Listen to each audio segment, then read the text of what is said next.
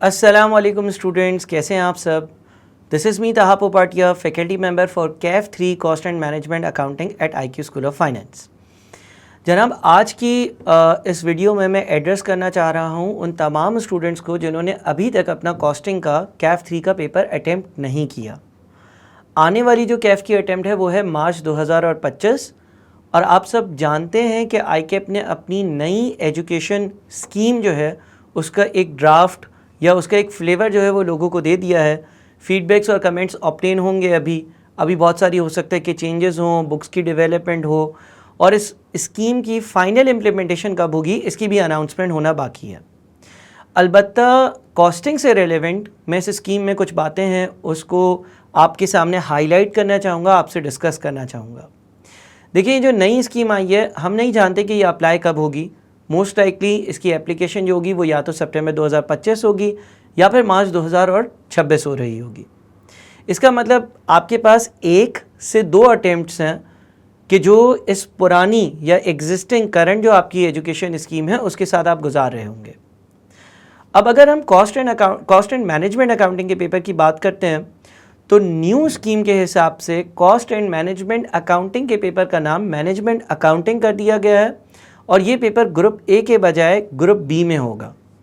तो सर, क्या हमें ये पेपर जल्द से जल्द अटेम्प्ट करना चाहिए या क्या हम वेट करें और नई स्कीम आ जाए, पहले हम सारे अपने पुराने पेपर्स निकाल लें और उसके बाद इस पेपर को अटेम्प्ट करना चाहे? इस पर आप ज़रा थोड़ा सा जो है वो हमें गाइड करें। ये सवालात आप स्टूडेंट्स के मुझ तक पहुँच रहे थे। मैं पहले इस पेपर की कुछ हिस्ट्री आपसे डिस्कस करता हूँ। मैं तब से स्टार्ट करता हूँ जब मैं खुद स्टूडेंट था। हमारे टाइम पर कॉस्टिंग के 2 पेपर्स हुआ करते थे। एक कॉस्टिंग का पेपर होता था मॉड्यूल डी में। तब ICAP में PRC, कैफ ये इस तरह की बाइफिकेशंस नहीं होती थी, बल्कि 6 मॉड्यूल्स होते थे। Module A, module B, module C, module D, module E और module F. So cost accounting के 2 पेपर्स होते थे। एक पेपर हुआ करता था मॉड्यूल डी पर। मॉड्यूल डी का कॉस्ट अकाउंटिंग का पेपर कंपैरेटिवली हल्का पेपर होता था। उसमें आपके पास बेसिक कॉस्ट समझाई जाती थी कि कॉस्ट क्या है, बजटिंग का टॉपिक होता था, कुछ हल्की फुल्की डिसीजन मेकिंग होती थी, लेकिन कॉम्प्लेक्स पेपर नहीं होता था। काफ़ी एक सिंपल या इजी टू गो पेपर होता था। उस पेपर को क्लियर कर कर आप अपनी ट्रेनिंग शुरू कर देते थे। मॉड्यूल ए से मॉड्यूल डी 4 मॉड्यूल्स होते थे, जिसके वो 4 मॉड्यूल्स क्लियर हैं उसके आर्टिकल शुरू हो जाती थी। मॉड्यूल ई और मॉड्यूल एफ उसी तरह से जिस तरह से आजकल के CFAP और MSA, यानी कि आप अपनी ट्रेनिंग के साथ साथ उनके पेपर्स देते थे। दूसरा जो कॉस्टिंग का आपका पेपर आता था वो आता था मॉड्यूल एफ में और इसका नाम होता था मैनेजमेंट अकाउंटिंग। ये पेपर काफ़ी कॉम्प्लेक्स पेपर होता था। इसमें कुछ ऐसे टॉपिक्स होते थे जो शायद आज करंट आपकी कॉस्टिंग के सिलेबस में मौजूद नहीं हैं, सच एज़ लीनियर प्रोग्रामिंग का टॉपिक, जिसको आप कुछ हद तक तो क्वांटिटेटिव मेथड्स में पढ़ चुके हो। लेकिन जो मॉड्यूल एफ का मैनेजमेंट अकाउंटिंग का पेपर होता था इसमें ये काफ़ी एडवांस्ड लेवल पर होता था। लीनियर प्रोग्रामिंग में शैडो प्राइस, स्लैक वेरिएबल का कॉन्सेप्ट होता था, वो टेस्ट किया जाता था। सच एज़ एक ट्रांसफ़र प्राइसिंग का टॉपिक होता था जो कि एक बहुत मुश्किल टॉपिक समझा जाता था, उसकी टेस्टिंग होती थी। और बहुत सारे दूसरे टॉपिक्स होते थे, marginal cost, marginal revenue, marginal profits को लेकर कुछ बातें होती थी जो कि आजकल के कॉस्टिंग के पेपर में नहीं है। ये पेपर एक ऐसा पेपर होता था कि जिसकी वजह से बच्चों की क्वालिफ़िकेशन भी रुक जाती थी। ऐसा भी होता था कि बच्चों के सारे पेपर्स क्लियर हैं, उनको चार्टर्ड अकाउंटेंट बनने के लिए, क्वालिफाई होने के लिए ये वाला पेपर क्लियर करना है और इसकी वो 2 अटैम्प्ट, 3 अटैम्प्ट और 4 अटैम्प्ट भी दे चुके हैं। बहरहाल, इसके बाद क्या हुआ कि एक वक्त ऐसा आया कि मैनेजमेंट अकाउंटिंग का पेपर ख़त्म कर दिया गया और उसके कुछ टॉपिक्स को BFD के पेपर का हिस्सा बना लिया गया। अब आपका जो BFD का यानी कि बिजनेस फाइनेंस डिसीजन का पेपर है उसमें करंटली तो ऐसा नहीं है कि उसमें कोई कॉस्टिंग का हिस्सा हो। अलबत्ता उस वक्त BFD के पेपर में कुछ 20-30 मार्क्स के कुछ टॉपिक्स जो है वो मैनेजमेंट अकाउंटिंग के पेपर से निकाल कर BFD के पेपर का हिस्सा बना दिए गए, कंसिडरिंग द फैक्ट कि ये इम्पॉर्टेंट टॉपिक्स है और अगर हम मैनेजमेंट अकाउंटिंग का पेपर ही हटा रहे हैं तो बच्चों की टेस्टिंग कहीं ना कहीं किसी लेवल पर होनी चाहिए। उसके कुछ टाइम बाद ऐसा हुआ कि BFD के सिलेबस से भी वो टॉपिक्स रिमूव कर दिए गए और फिर करंटली जैसा कि आप सब जानते हैं कि कॉस्टिंग का सिर्फ एक ही पेपर है और कुछ टॉपिक्स ऐसे हैं जो पहले मैनेजमेंट अकाउंटिंग से बीएफडी में गए और बीएफडी से अब कहीं नहीं हैं, यानी कि आपकी उन पेपर्स की, उन टॉपिक्स की टेस्टिंग नहीं होती। हालांकि वो टॉपिक्स एक नेसेसरी टॉपिक है, इम्पॉर्टेंस रखते हैं, दूसरी प्रोफेशनल क्वालिफिकेशन में उनकी टेस्टिंग होती है। अब आ जाते हैं कि करंट सिनेरियो में क्या करना चाहिए।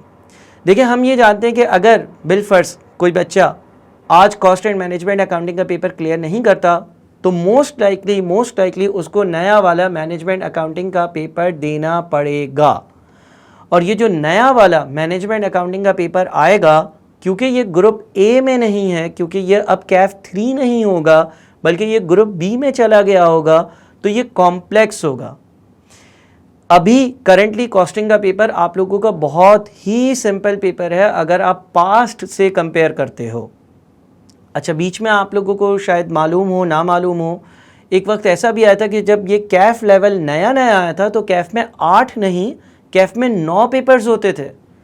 और कॉस्टिंग का जो पेपर अभी कैफ 3 है वो कैफ 8 होता था, और अगेन ये एक कॉम्प्लेक्स पेपर होता था।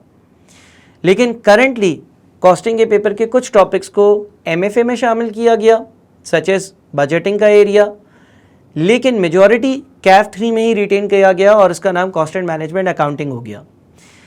करंट पोजीशन पर आईकैप का कॉस्टिंग का जो पेपर है वो ईजीएस्ट है अगर हम इसको हिस्टोरिकली कंपेयर करते हैं कि पहले कैसा ये पेपर हुआ करता था।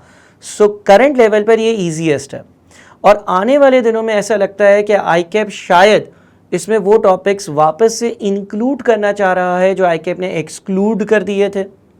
हम कंक्लूसिवली किसी नतीजे पर नहीं निकल सकते, लेकिन हम प्रिडिक्ट कर सकते हैं कि भाई ऐसा होने जा रहा है, क्योंकि काफ़ी स्टेक होल्डर्स ने ये डिमांड करी होगी कि वो टॉपिक्स जो आपने कंप्लीटली रिमूव कर दिए हैं उनको ऐड करें। सो एक्सपेक्टेड ये है कि नया जो मैनेजमेंट अकाउंटिंग का सिलेबस होगा वो 10, 15, 20% एक्स्ट्रा होगा।